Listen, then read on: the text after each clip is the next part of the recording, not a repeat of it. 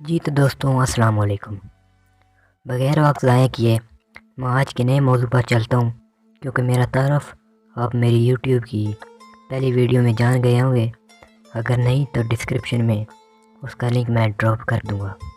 تو موضوع ساتھیوں، آج کا ہمارا جو موضوع ہے وہ ہے اسرائیل کے بارے میں، کہ اسرائیل نے کیسے فلسطین پر قدم رکھا اور یہ کیسے وجود میں آیا۔ 1914 کے بعد سلطنت عثمانیہ بہت کمزور پڑ چکی تھی، اور یہودیوں نے اسی کمزوری کا فائدہ اٹھا کے آہستہ آہستہ فلسطین کی طرف لپکے۔ اس سے پہلے بھی کئی یہودی فلسطین میں رہتے تھے، پر 1914 کے بعد ان کی آمد و رفت تیز ہو گئی۔ فلسطین اس وقت سلطنت عثمانیہ کا ایک علاقہ تھا۔ جب 1922 کو سلطنت عثمانیہ ٹوٹی تو فلسطین برطانیہ کے انڈر آ گیا۔ پھر کیا تھا، اور بھی یہودی فلسطین میں آتے گئے۔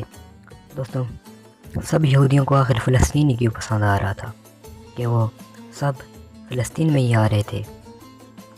تو یہ بھی میں بتاتا چلوں کہ فلسطین کی سرزمین مسلمانوں، یہودیوں اور عیسائیوں کے لیے ایک مقدس مقام رکھتی ہے، اس لیے یہ یہودیوں نے اس جگہ کا انتخاب کیا اور زور و شور سے آنا شروع ہو گئے۔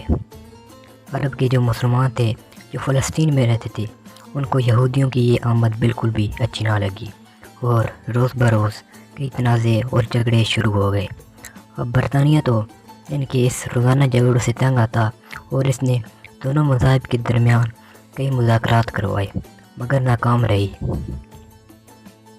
یہودی تو ان مذاکرات کو مان لیتے تھے، مگر مسلمان بالکل بھی نہیں مانتے تھے، کیونکہ وہ چاہتے تھے کہ یہودیوں کو زمین کا ایک ٹکڑا بھی نہ دیا جائے۔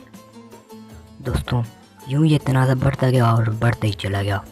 یہودی دن بدن طاقتور ہو رہے تھے، کیونکہ امریکہ اور برطانیہ بھی ان کی حمایت کر رہا تھا۔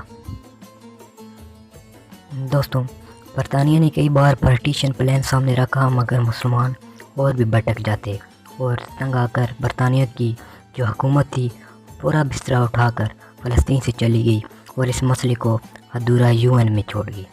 اب UN نے بھی اس مسئلے پر غور کرنا شروع کر دیا، کیونکہ یہ مسئلہ سنگین حالت پکڑا تھا۔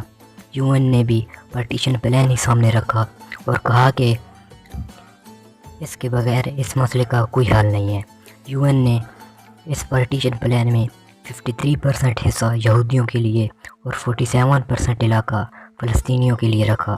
یاد رہے کہ برطانیہ 1948 میں اپنی حکومت فلسطین سے ختم کر چکا تھا۔ UN میں جو موجود ممالک تھے انہوں نے ووٹنگ کی، اور زیادہ ووٹ اسرائیل کی طرف آئے۔ انڈیا اور پاکستان دونوں نے اسرائیل کے خلاف ووٹ دیا تھا، اور 14 مئی 1948 کو اسرائیل وجود میں آ گیا۔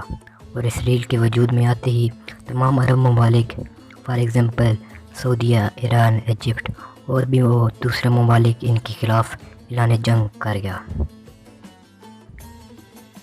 تمام عرب ممالک نے اسرائیل کو چاروں طرف گھیر لیا اور جنگ شروع کر دی۔ دوستوں، اس جنگ میں عرب ممالک کو فتح تو نہ مل سکی۔ اب آپ لوگوں کو یہ ذہن میں یہ سوال تو ابھرا ہوگا کہ آخر کیوں فتح نہ ملی، حالانکہ عرب ممالک اسرائیل کے مقابلے میں زیادہ تھے۔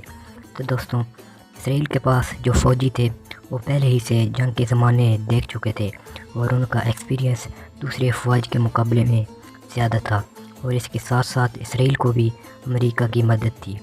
اس جنگ میں اسرائیل نے کئی بڑے اور چھوٹے علاقوں پر بھی قبضہ کر لیا۔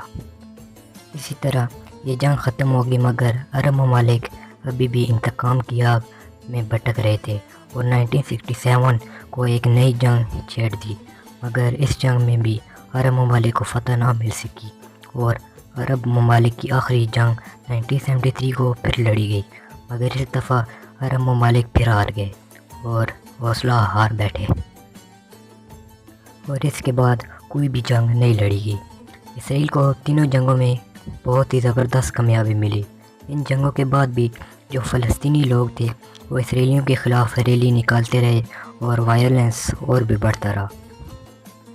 دوستوں، امید ہے 1973 تک آپ کو فلسطین میں ہونے والے واقعات کا پتہ تو چل گیا ہوگا، اور اگلی ویڈیو انشاءاللہ کل آئے گی۔ جس میں اس سے آگے کچھ اور گفتگو ہوگی اور دور حاضر کے جو حالات ہیں اسرائیل میں آپ کو بتاؤں گا۔ آج کے لیے اتنا ہی کافی، اللہ حافظ۔